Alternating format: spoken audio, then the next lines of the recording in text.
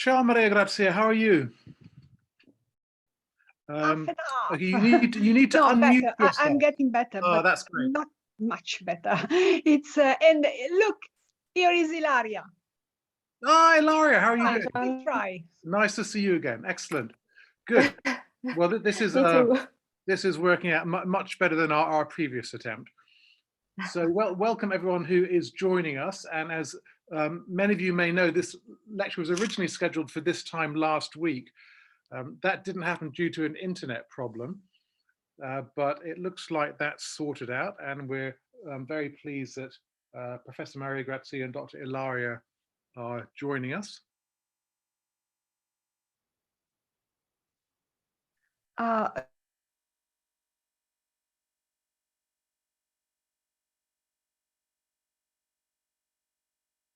So we've still got a few minutes to go. Jeff Summers, very good.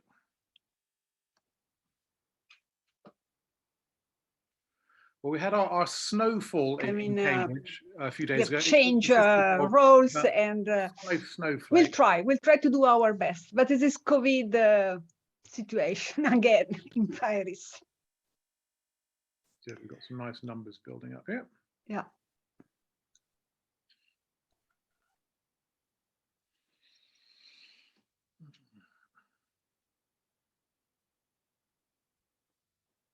Margaret, have you heard from Mr. Caffey recently? Sorry? Have you heard from Mr. Caffey? Well, last time was in October, wasn't it? But I've seen another came later in Paris. Oh, very good.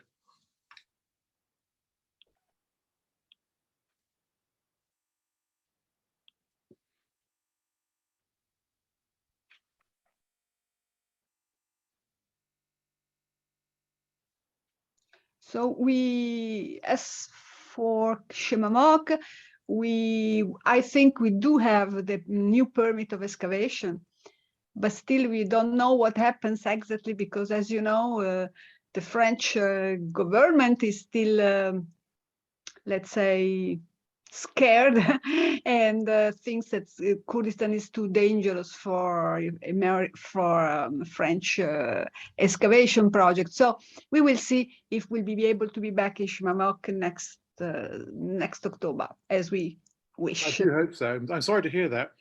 Yeah. I'm glad that Botta did not have that problem. Well, very good.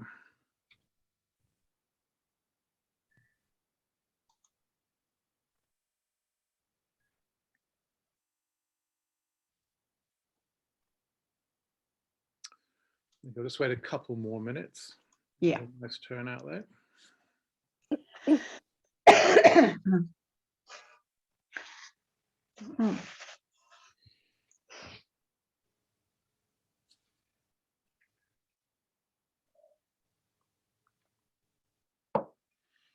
Good. Okay, so I think our attendance has stabilized. Here's another one coming in though. So we're bang on time, and we'll move on to the introduction. So first of all, apologies again to anyone who logged in last week that internet problems precluded a successful delivery of the lecture, and Maria Grazia and Ilaria were very kind and generous and flexible to agree to this new timing.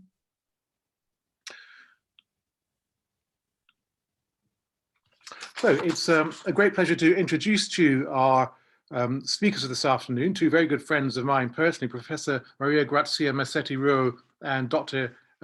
Ilaria Calini, who will be lecturing for the Mesopotamian lecture series of Arwa this afternoon. Professor Masetti-Rouault is known to very many of you, one of the most eminent researchers in our field. She's a professor at the École Pratique des Hautes Études in Paris, where she holds the chair in the archaeology and history of the religions of the Syro-Mesopotamian world. I first had the honor of meeting Maria Grazia in London when she gave a fascinating lecture on her work at the Assyrian provincial capital of Tel Mosaic, ancient Kar Ashur-Natsabal, on the Euphrates in Syria, where she directed work in tandem with her husband, Olivier Rouault, who was working at the site of Turka. That work in turn paved the way for another great project when Maria Grazia and Olivier came to Kurdistan to institute a new program of investigations at the site of Qasr Shemamok, ancient Kilizu. As you'll be seeing, this is a vast site of genuinely outstanding importance. Of course, Maria Grazia is not only a pioneering archaeologist, her research is rooted in a deep involvement in the history of religion in Mesopotamia, including its role in the development of royal ideology. The numbers of books and articles that she has written is simply too vast to list. Thank you, Maria Grazia. Dr. Ilaria Calini is also at the École Pratique, where she is a teaching and research fellow. She did her PhD on the cultural interactions between Mesopotamia and ancient Greece, with a particular focus on their reflections on literary traditions and narrative production, using the poem of Error as a case study. In the school of Maria Grazia, Ilaria, a member of the Qasr Shemamok team, also combines field archaeology with linguistic interests and has written articles on many aspects relating to both the literary tradition and to material culture of Mesopotamia. So it's with great anticipation that I hand over to you, Maria Grazia and Ilaria, to present your lecture on Assyria and the Others in the Middle-Assyrian period, a view from the east. So do please share your screen now. Thank you.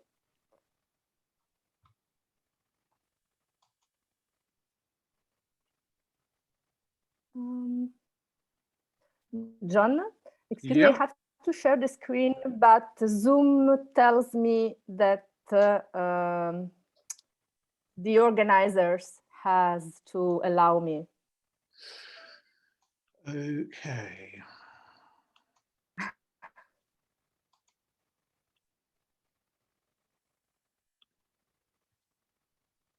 John, you may need to make her a co-host. Yes, then remind me how to do that. There's a button somewhere. I'm vaguely remembering how this was done because I had to do it once. Last time I didn't have to do that. More.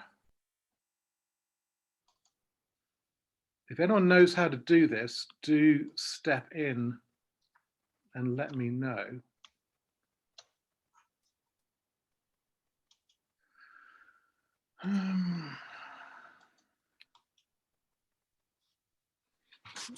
Okay, sorry about this.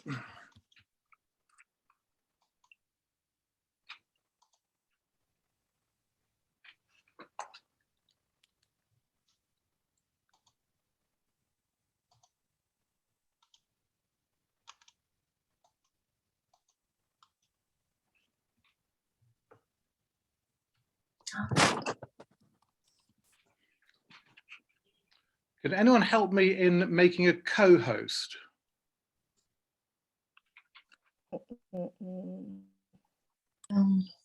If you look into the list of participants, you may have the possibility to change their settings, maybe, if it works like Teams. Okay, let's try that. When you look at the list. Yes, well done. Maybe. So Maria Grazia, that's you, Yes. and then Ilaria, I'll need to find you as well. I'm. What name are you logged in? Your IC, yeah. Yeah. Okay, just a second. We're getting there. I see more. Okay, you should be able to do it now. Okay. Yeah.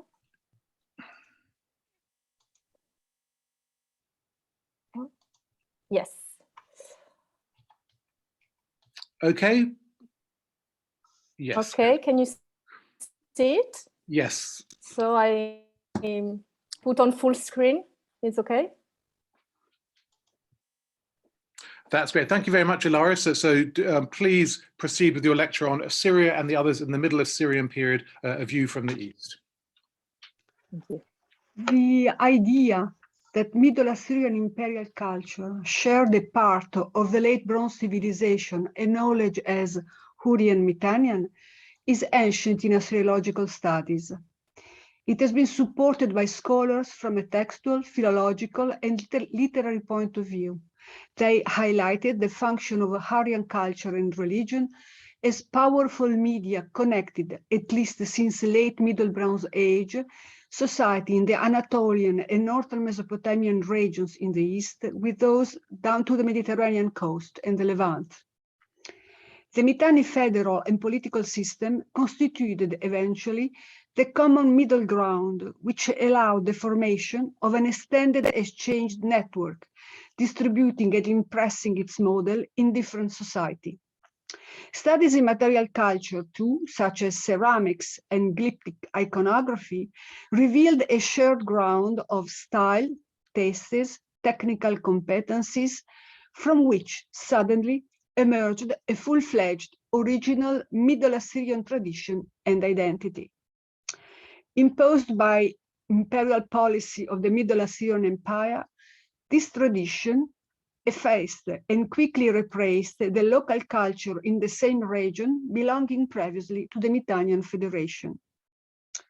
Materials and information from the stratigraphic sequences from different sites conquered by the Assyrians in northern Syria, as for example, Tel Bari, Kahat, Tel Feheriye, Washukani, and Tel Hamidiye, Ta'idu, give evidence of this process.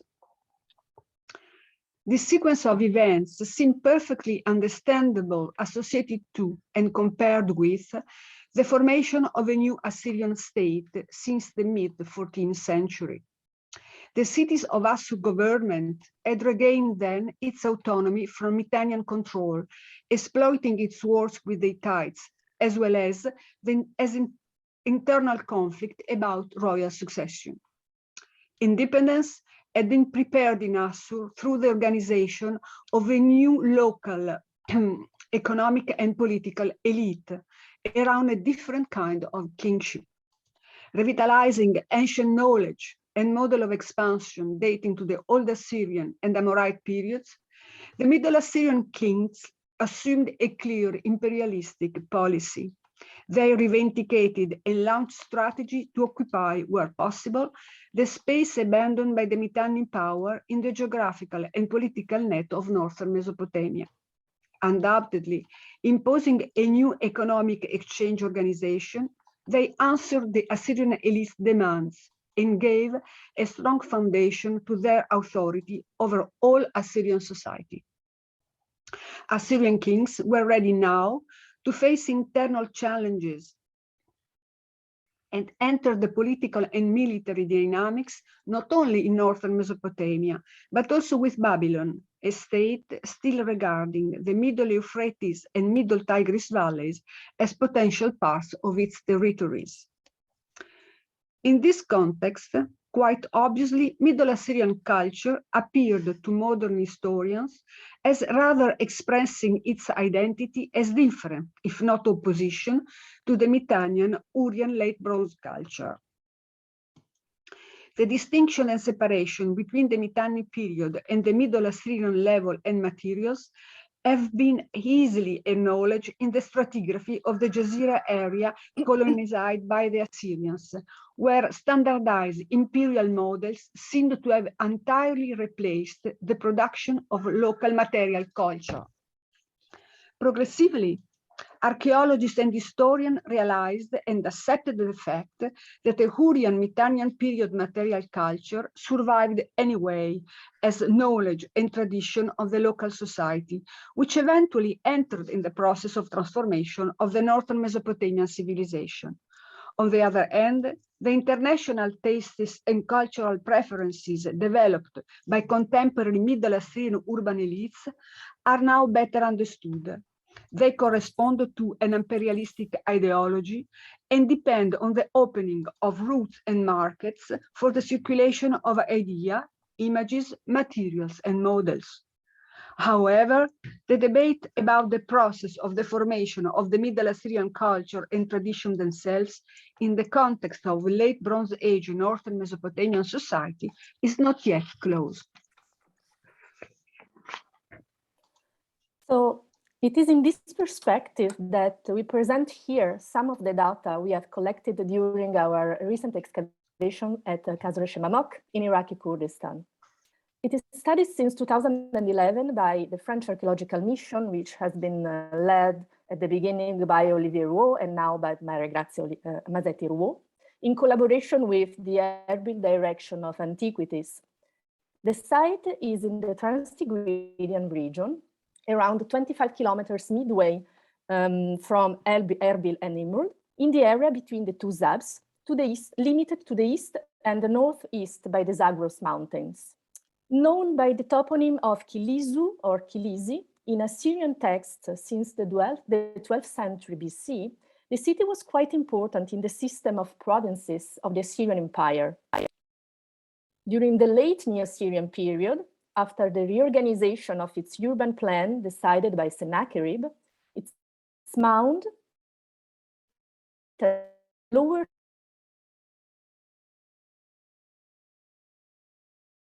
intramuros. The settlement, which is on the southern bank of the Shiwazur River, had been one of the checking points controlling the communication between the eastern bank of the Tigris and the upper Zab Basin, and beyond Arbail with the Zagros Piedmont Mountains. Located at the entry into the Shemamok Plain, which is an area where dry agricultural production was very abundant and stable, the city was a station on the roads linking the northern region after crossing the lower Zab to southeast with the Diyala Valley and Iran, and to the south with Babylon itself. During the mid-13th century, Assyrian and Babylonian armies fought at Kilizi during Enlil-Nirari's reign, so Ashurbanipal's son and Adad-Nirari's grandfather, to settle the border. This is the period and these are the levels at Qasr Shemamok we want to present you today. Differently from the treatment of the conquests of northern Mesopotamian Jazeera cities, the royal inscriptions of the first Assyrian kings do not give details about the integration of the land beyond the Tigris into the Assyrian system. Their campaigns eastwards are never connoted as wars against Mittanian Federation allies. Their enemies are usually different peoples, so the Turuku, the Lulumu, or even the Gutians. These names had already a heavy literary value and meaning, evoking since the old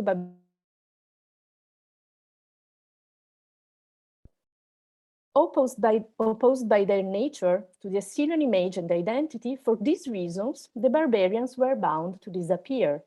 Qasr Shemamok late bronze levels may possibly give us an opportunity to better identify one of these enemies and to discover he was dangerously like the Assyrians.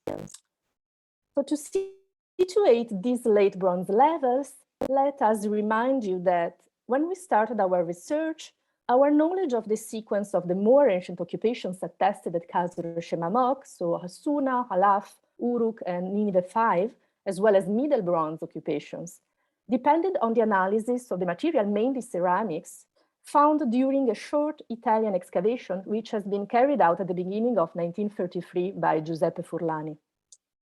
The provenance and archaeological context of these objects from the site itself, as well as from its environment, was, however, never assured. For the Middle Bronze period, almost no elements were to be found in that collection. However, a toponym Kilizi appeared for the first time in Old Babylonian texts from Amari, possibly relating to the site. Our excavation. Okay.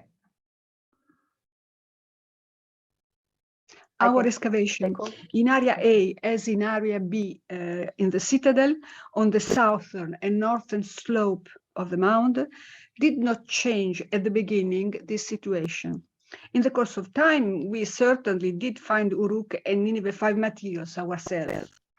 When late bronze levels started to be identified both in Area A and B, we assumed they documented the Middle-Assyrian period occupation and administration of the Kilizi province, known through the 12th century Gina offering list found in the Assur temple in Assur.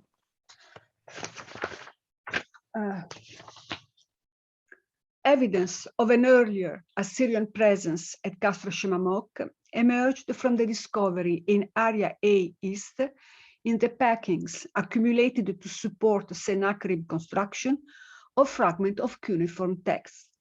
We could read, among others, name of kings who reigned at the beginnings of the empire, as Adad-nirari I and Salmaneser I. Ceramic evidence found in the same context confirmed this chronology. In 2013, in Area B West, a floor made of baked bricks, bringing an inscription stating the presence of a palace of Adad-nirari I at Kilisi, was discovered in situ on the slope under more than 4 meters of Sasanian, Parthian, and Neo-Assyrian levels. In the following years, new epigraphic evidence showed that we were in presence of a culture which, notwithstanding the appearance, should not be reduced only to Middle-Assyrian standards. A tablet and fragments of other cuneiform texts coming from Area A, East and West, found in the same kind of fields as well on the surface, offer information revealing the city cultural characteristic during late Bronze period. An inscription in Akkadian, a dedication to the polyadic storm god of the reconstruction of the urban wall of the city of Tué, mentioned the name of the king who carried it out, Irishti Enni, lord of the land of Kunsich. During late Bronze I or early II period, the city and its territory apparently were not called Kilisi, as expected, but respectively Tué and Kunsich. A land of Kunsich was known also in Nuzi text, and maybe it was integrated into the Mittanian system as Assur itself.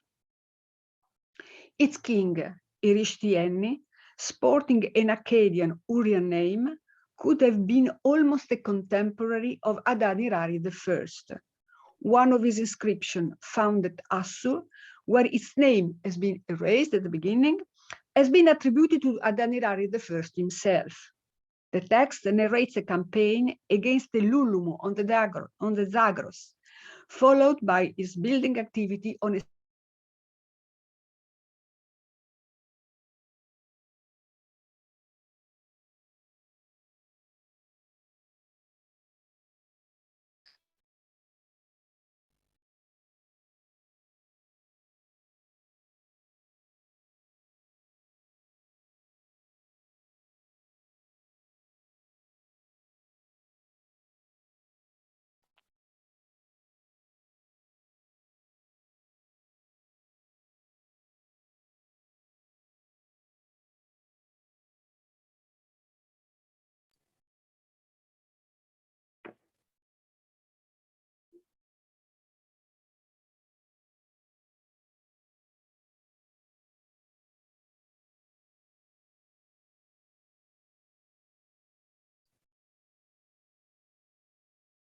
Frozen too. No. We've lost all sound after the word building activity. Yeah, I think we lost Maria Grazia. Maria Grazia, can you hear us?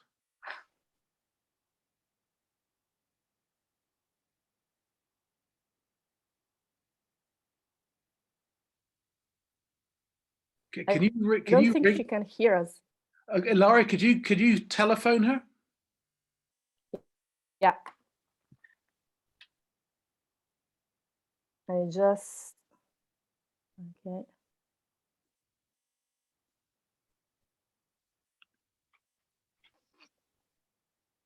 Do you hear me now? We can hear you now. We Yes. missed you for about, I don't know, 3 or 4 minutes. I'm back. Where did it stop? If Irishti Enni? you can go back to the Tarjan tablet, Building Maria activity. Grazia. Huh? It's slide 17, Maria Grazia. Okay. Okay. Sorry to repeat. Its king Irishti Enni, sporting an Akkadian Hurrian name, could have been almost a contemporary of Adad-nirari I. One of his inscriptions found at Assur, where its name has been erased, has been attributed to Adad-nirari I himself. The text narrates a campaign against the Lulumu on the Zagros, followed by his building activities on a city wall in the manner of Middle Assyrian king, and as Assyrian kings will do and write during century later. No Middle Assyrian royal inscription of the same period narrates specific wars or conquests of the Trans-Tigrian region, even if an expansion program in this direction seemed plausible in the strategy of the empire, still in its formation phase. Arik Denili II, Adad-Nirari fathers, is acknowledged among his titles as conqueror of the Turukku and the Nagim. While Irishtiani used in this description of Qasr Shemamok names and toponyms reminiscent of an ancient Turukku Hurrian traditions, his chancellery was immersed in what we acknowledge as a flowering Middle Assyrian culture, manifested in religious conception, lexic, and even royal ideology. This king also dedicated an inscribed clay nail found at Qasr, published by Frieden, to the goddess Ishtar, asking her for her intervention to heal his broken knee, the sort of power usually associated with the Hurrian Ishtar Shaushka of Nineveh. The nail could have arrived at Nasur as a part of the documents looted from Erishtiani palace archives in Tué. As the goddess is called in this text also the lady of the country, we cannot ignore the possibility that this Ishtar is the epiclesis of the goddess of Arbela, closer to Tué, or even the head of the pantheon of the land of Kunsicha, notwithstanding the function and the importance of the Adad Teshub of Tué. This storm god shows already in the Tué foundation inscription many aspects. We will define also the Aramaic storm god of the Habur at El Feheri at the inscription of Guzana. This situation shows that while keeping their own idiomatic cultural traits, Hurrian as well as Amorite, Erishtiani and the intellectual who wrote this text belonged to the very same milieu and cultural landscape as the Assyrian court at Assur. They shared the same religion, language, literary techniques, and political attitudes, until something went wrong. We know now that Adad-Nirari I had a palace at Kilisi, an event which obviously marked the end of the local dynasty rule and the integration of Tué into the Middle Assyrian Empire. From this point on, the city and its territory are only referred to as Kilisi, or later Kilisi. Kunsich disappeared forever. The reasons why the toponym Tué is quoted again only and exclusively in some Neo-Assyrian ritual texts have still to be explained. Clearly, though, the religious importance of the ancient pantheon of Tué was resilient and could not be forgotten.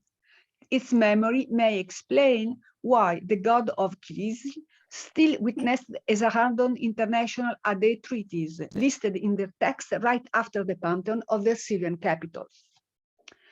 If our evaluation of the chronology of the late Bronze Hurrian occupation of Kilisi Tué is correct, we do have here the case of a king and of the society he rules, managing what, in our perspective, oriented by modern knowledge of the Assyrian national imperial identity, is a complex double culture balancing act.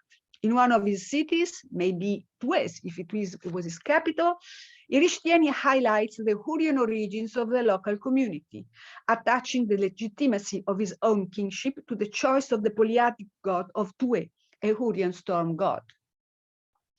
However, comparing his text with the intellectual tradition of the neighboring land of Assur, Erishtiani followed the same political trends toward imperialism as the Assyrian king of the same period, managing the same ideological themes and narrative models we have no qualms in defining as Assyrian. We should try to imagine the Middle Assyrian king as well as their chancellery in the same situation, using the same ideology, the same lexicon, same stock of literary motives to build up a new model for their empire. And they succeeded, anyway better than their counterpart.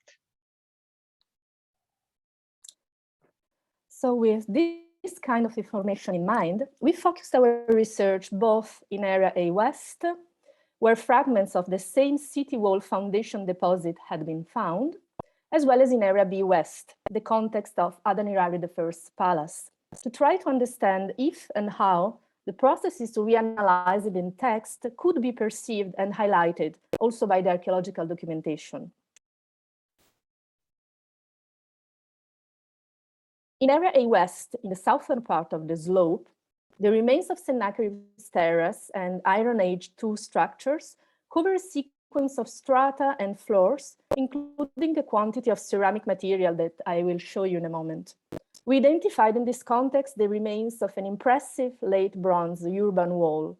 Out of its dimensions, around 10 meters in width, we interpreted it as a segment of the 2A city wall quoted in the foundation tablet, possibly rebuilt over a more ancient structure. The wall seems to have been conserved for a long period in its function of southern limit of the citadel. In front of its outer face, we have found more recent material. For example, a Neo-Syrian tablet dated by an eponymous name from Erzaradon reigns. In the central part of Area A West, the fillings appear to have covered the remains of 3 successive phases of occupation of domestic nature dated to the late Bronze Age, most likely between the 14th and the very beginning of the 13th century BC, thanks to C14 analysis, with a considerable quantity of ceramic material in situ. The settlement was limited to the south by the wide mud brick wall, which is phase 9 on the slide, mentioned before, and later covered by the Assyrian terraces. In the most ancient phase of occupation, which is phase 8, a wall separated 2 rooms with a tanur in one of them, while in phase 7, the space was divided by 2 walls into 3 rooms, showing the traces of domestic activities associated to the presence of several fireplaces. So you can see here the main ceramic shapes attested in phase 8. Commonware mainly consists of shallow bowls, while the second major category consists of deep bowls with a thickened and flaring rim. The assemblage also includes 4 jars, 1 pot stand, 1 cooking pot, and a small conical lid, while fineware represents 31% of the assemblage, all the specimens being nipple, button, or foot-based hike beakers, most of them showing at least 1 painted stripe in dark color. In phase 7, you have 56% of commonware as open shapes, with a clear majority of shallow bowls, while the rest of the open shapes is divided between small carinated bowls and deep bowls. Jars represent 17% and are mainly divided between typical ribbon rim jars with a ring base, and there is also 1 complete pot stand, 1 fragment of cooking pot again, and 2 specimens of lids. Regarding the fineware, beakers are once again the only shape observed, representing 22% of the assemblage. And then you have the material from phase 6, which is the most recent phase identified for the late Bronze Age in this area. Jars are about 20% of the assemblage, consisting not only of the ribbon rim type, but also of other forms and smaller types. And there are 1 example of cooking pot of 4 complete pot stands. Fineware painted beakers are 28% of the assemblage, and open shapes are, as usually, the category which is mainly represented as 44% of the commonware assemblage. Most of them are shallow bowls, close to Middle-Assyrian standard shapes, with a high carination under the rim, while deep bowls and small carinated bowls are less present in this context. Phase 6 was represented by a wall separating 2 rooms, which have probably served for storage activities, perhaps connected to some kind of prestigious buildings. A considerable share of the ceramic material found in situ consisted of painted vessels, mostly fineware beakers of the same type previously observed, but including also a few fragments with Nuziware decorations and 2 fragments of craters with orange painted decorations. The first one and the second one with zoomorphic motifs representing a bearded goat bending its knee. So it is worth noting that this motif is particularly present in the iconography of the late Bronze Age, even though usually on more prestigious objects, such as cylinder seals. The Mittanian ceramic tradition includes examples of animal motifs painted in red color on vessels of quite coarse pottery. For instance,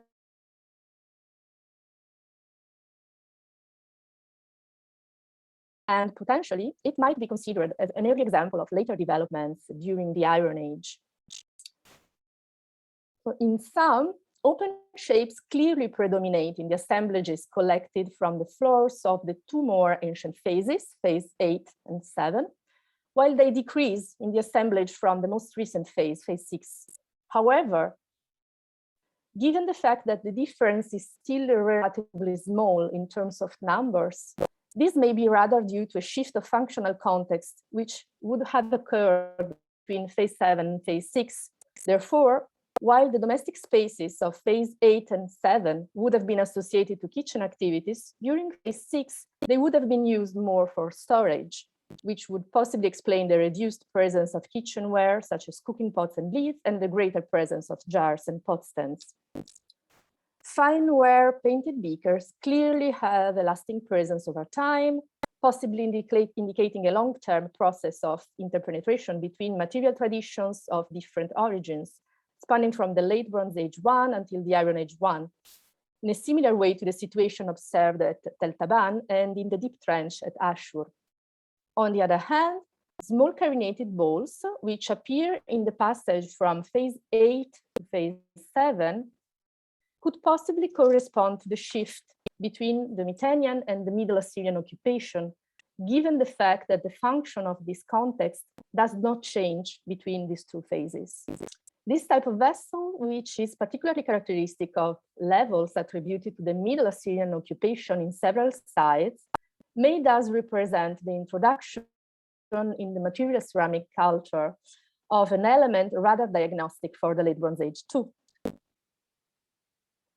A similar situation seems to be attested at Tel Sabi Abiad, with the transition from the late Mittanian occupation dated to the end of the 14th century to the Middle Assyrian one, dated to the 13th, and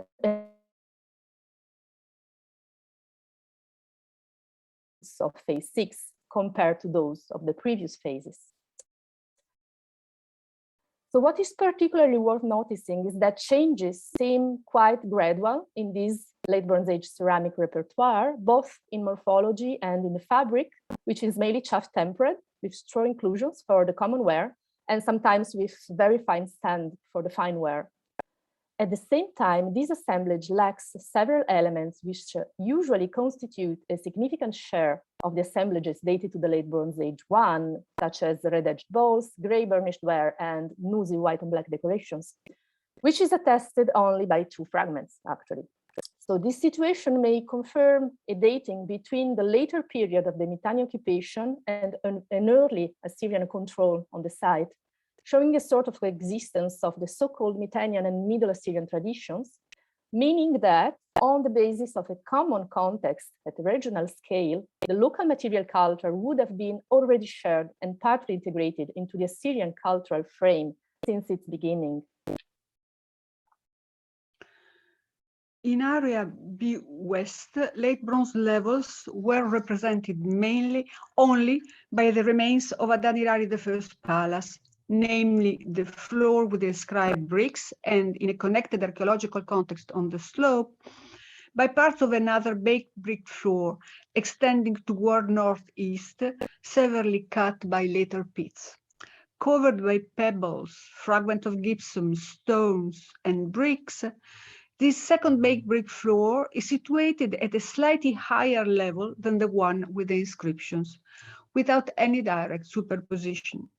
These 2 floors apparently appeared initially as different phases of the same structure. The inscribed bricks floor being obviously the more ancient one, the other cut by erosion on the slope, witnessing the continuity in the use of the building during Iron 1. We abandoned this reconstruction of the sequence when we realized that another monumental structure with a complex architecture we had previously identified in Area B East could not be dated to the Iron I period, as we thought. Even though its own baked brick floor was only 1 meter higher than Adad-Nirari's inscribed floor, this building too belongs to Sennacherib master plan for the citadel.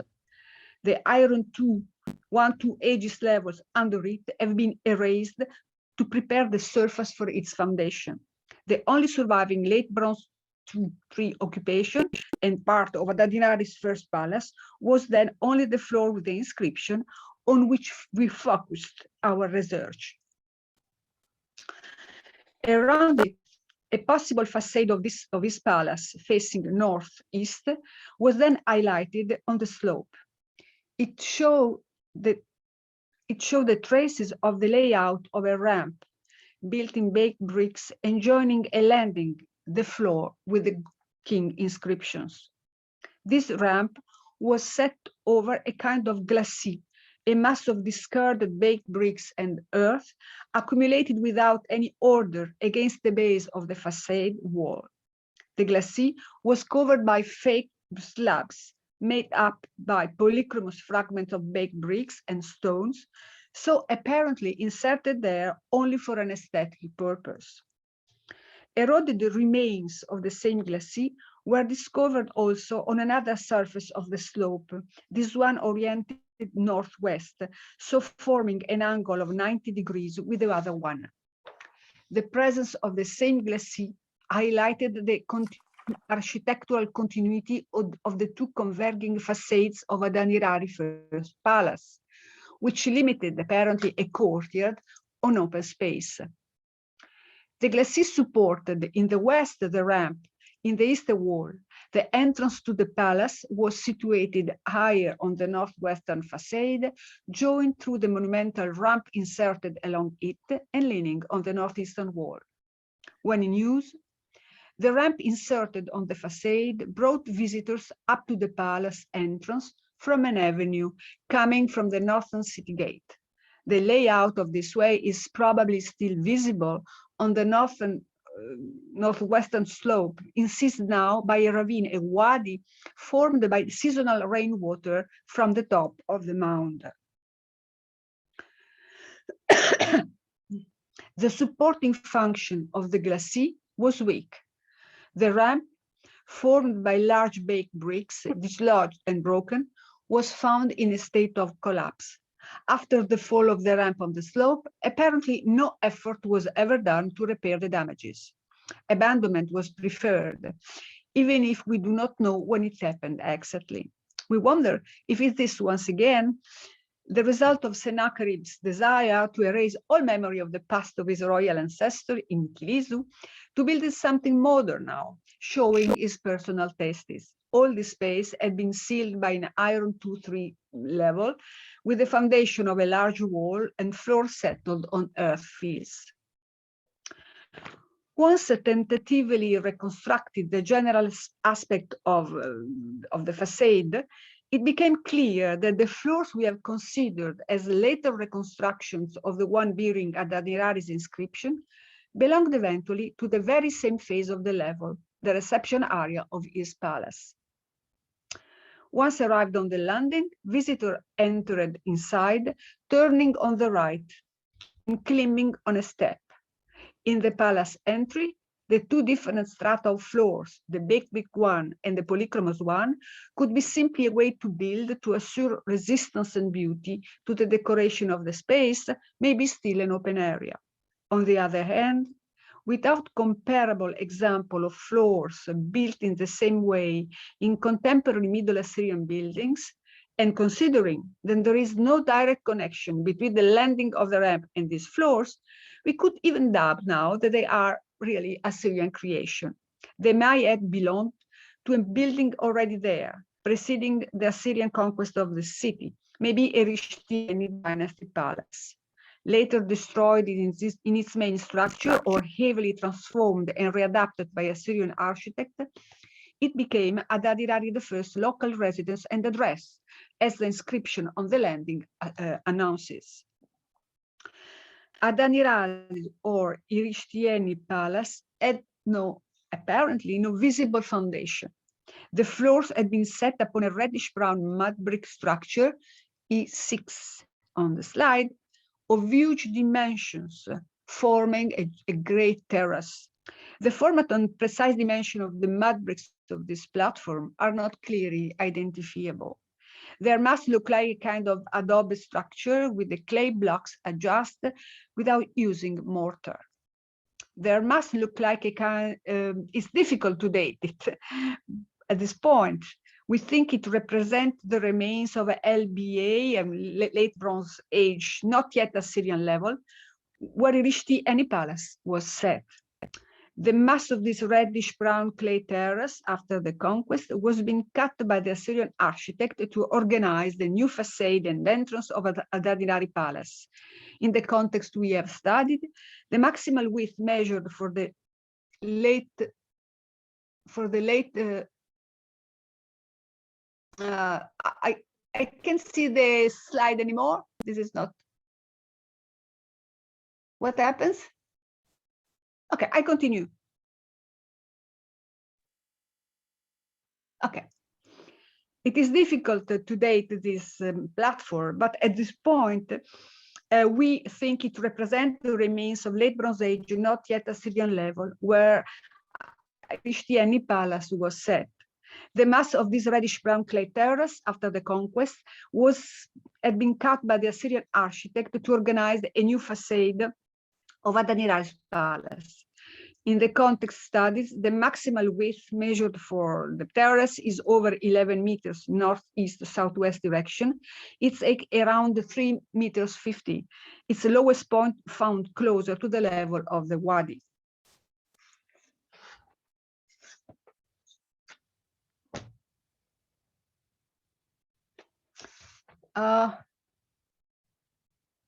Ilaria, I finished my part. What happens here? It's you. Slide 40.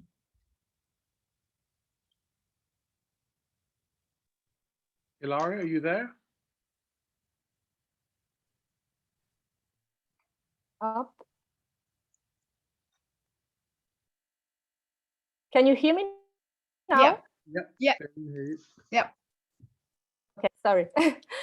Sorry, I go on. So while the ceramic material, which was associated to the level of the described baked bricks floor of Adad-Irari, was characterized by the presence of typical shapes, usually associated to ceramic material culture dated to the Middle-Assyrian period, and already observed in Area A, notably shallow bowls, fine ware-footed beakers, and a few fragments of pie crust pot stands as well, which seem to be consistent with the presence of this type, sometimes also after the end of the Mittani domination in some sites, for example, in level 1 of Tel Brak.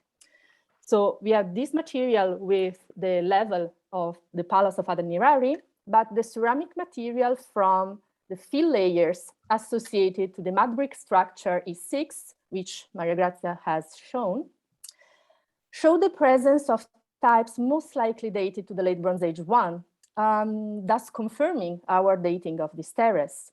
The assemblage includes specimens of small convex bowls, both in commonware and with a haburware style painted decoration on the body, as well as small and medium-sized soft carbonated bowls with a plain rim. Several examples of shallow bowls are also present, sometimes with a triangular flaring rim, also showing a haburware painted decoration. There are also several fragments of deep bowls with an horizontally flaring rim, flattened on the top, while closed shapes are mostly represented by medium-sized storage jars and some specimens of footed and concave bases, probably belonging to goblets. There are also examples of incised decorations combining series of parallel and wavy lines, as well as some fragments of pie crust pot stands.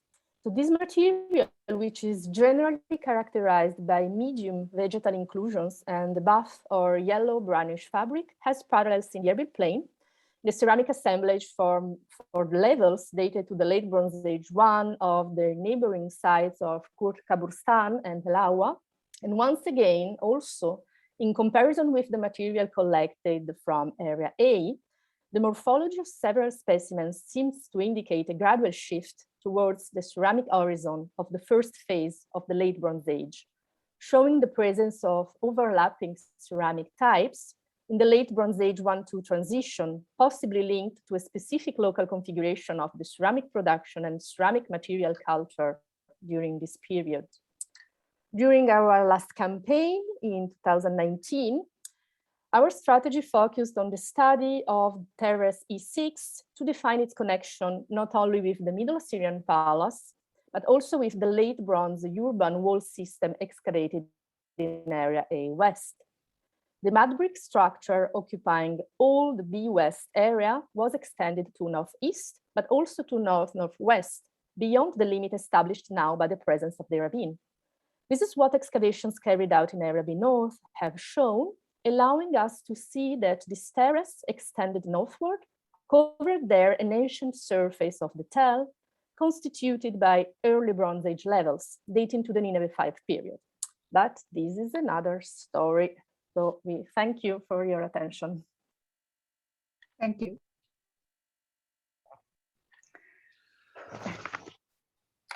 Good. Well, Maria Grazia and Ilaria, thank you very much for a fascinating lecture.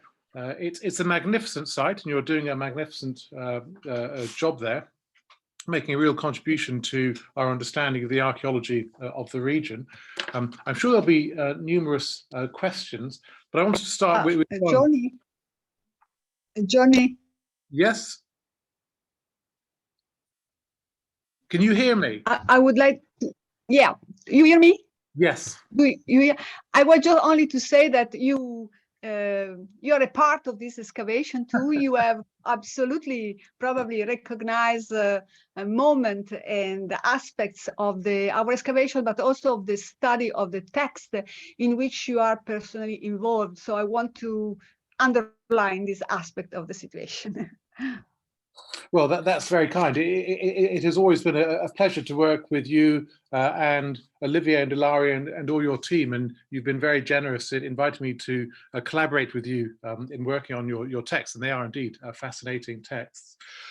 Just on the textual side, they're not from the excavation as such. It's clear, of course, that the Assyrian kings put massive investment into their buildings in Kilisu.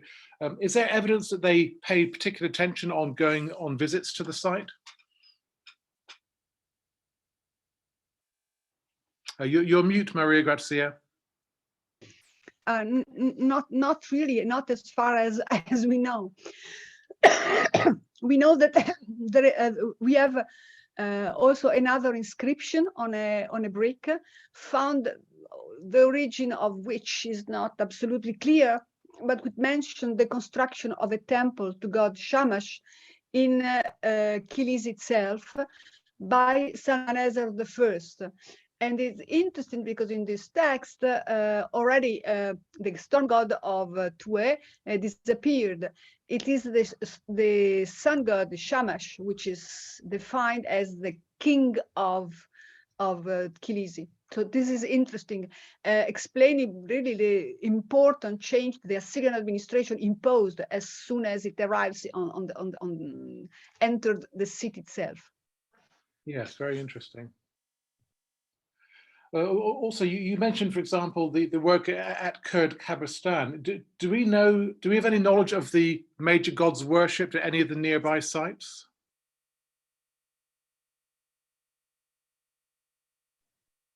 Not as far as we know now. You know,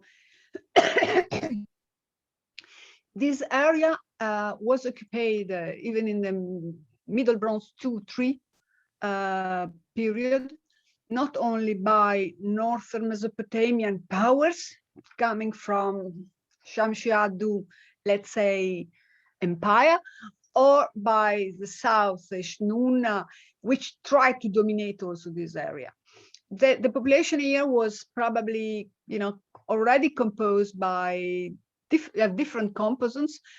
A part of it were surely what we call Amorite people, Amorite tribes even, and states, but also the presence of refugees, of people coming from northeast, from the Urmia area, from the pushed also by the movement of the Gutians, was probably very, very important. And this is the new, the group, the melting pot, which created later the culture Adad-Irari met in Calini. Thank you very much.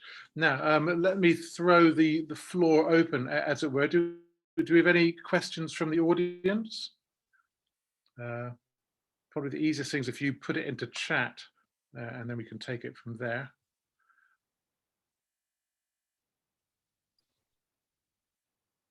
Hello, John. Yes, is that Joanne? Joanne, yes. I wanted to ask you about, I'm sure you're aware of these things, but I think it would be interesting to add this to your discussion of Hurrian-Assyrian interactions, is what's going on with the excavations at Basatki and places like this. And we heard a very interesting talk by Alexander Edmonds just the other day on going through the texts and finding Hurrian, shall we say Assyrian? I guess you could call them Assyrian now already at Nineveh, the interaction between them. It seems that Nineveh was a tributary of Shemamok, and that they gained their independence as a result of Shusin's campaigns into the area, where he took out the city and deported a pile of people. And then Nineveh was able to rise from there. And then Shamshi-Adad eventually founded his empire over it. So as you have Hurrian-Assyrian interactions, Amorite, and also they're Amorites as well, and the southern part. So this whole area, the same exact area we're talking about, this trans-Tigridian area. So it's really a fascinating picture that has a longue durée, a sort of a dynamic that would be very interesting to connect to the picture that you're drawing now from a later period. This is for Arcadian Ur 3 we're talking about. And so now in the Middle-Assyrian, that would be very interesting to just sort of think in terms of putting those things together. Yep, Maria Grazia, Laurie, would you like to comment on that? This is no, I think it is new documentation is appearing and will appear, but I think also this is a way for us to go back to what we already know about this problem and the documentation we have already, and to start to look at it now in a different way. It's just not a matter of one culture replacing the other one, but both depending maybe from the same model, more or less, and even each one try to establishing limits and models. Yet, for sure, we cannot avoid the fact that the Middle-Assyrian one seems to have almost covered the area, and this is the impression it gave us, especially when we are, for archaeologists, I mean. And it's always taking a lot of time to show the presence, the agency in this same area. But maybe it is the same problem we have also beyond the Tigris in the west. I mean, in the Jazeera, for example, much more than what we think. The Assyrian were facing people. They seems that there is no real enemy or a kind of ghost enemy, Amorites to run after or things like this, but actually there were people there. And sometimes even very powerful people with very clear ideas of our own culture. Simply the royal inscription of Mesopotamia, of the Syrian kings, are not interested in describing them for us and gave us a portrait, an ethnological reproduction of what they met. They didn't care, they didn't want. So we stay with this impression that only the Middle Assyrian culture was there at that moment. But I think it's more important to realize how it worked in general. Well, the thing is that Assyrians take over lots of things from the people they conquer. They adopt little artistic things like the volute columns and so forth. They just don't give the footnote. They don't say, oh, we got this from these people, but they obviously admired it, and they make offerings in the temples of the local places. So there's a lot more cultural interaction of a positive sort than is acknowledged particularly, but it's there. It's just you have to find it archaeologically and iconographically rather than finding it in what the kings, when they're boasting about their manly deeds, they're not talking about, oh, this was an interesting culture I went and visited. It's not a tourist jaunt. They're going there to conquer places. So that's not something you're going to be talking about a lot. Yeah. No, but if I can, I think it's not exactly only this. It's simply they deny existence to a part of these people. Look in the royal inscription, in the description of campaign, very often kings are not acknowledged as being kings, but just the men of, and the territory is never defined in such. And so we have this impression that they advance in an empty space, and they have all the rights to take it for them. Probably the situation was much, much different. And but now we start to see that it was different, and probably, as we know now, we will maybe be able also to understand better the documentation, both archaeological and textual. Maria Grazia, on the issue of Adad being replaced by Shamash, that's unusual, isn't it, for a city god to be displaced like that? Yeah, but I'm guessing this something exactly is going on in the same way exactly again in Guzana.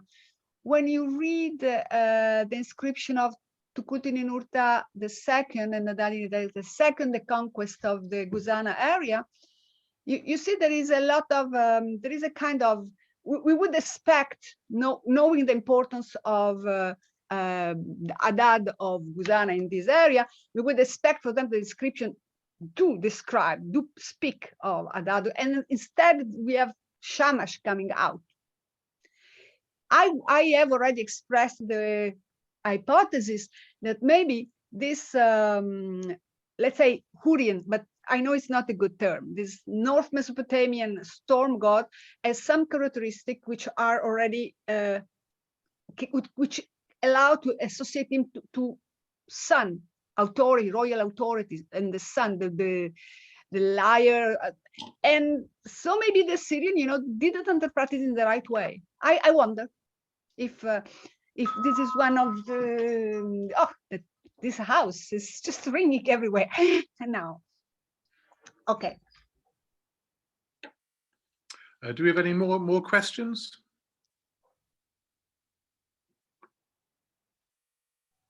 So just one thing, as you're talking about Shamash, it looks like Shamash is a fairly significant god then. That is he the senior god under Ashur in the provinces? No, in his function in Assyrian pantheon is very clear. Also, the importance he got later in association, by the way, with Adu himself, with Adad himself, for example, for in divination, everything was connected with knowledge of the presence, the past and the future in a way, and the managing of time. So I guess also this is an important factor, maybe this association with Adad, which should maybe push us ourselves to wonder, to ask questions in a way. Thank you. Good. Any more questions?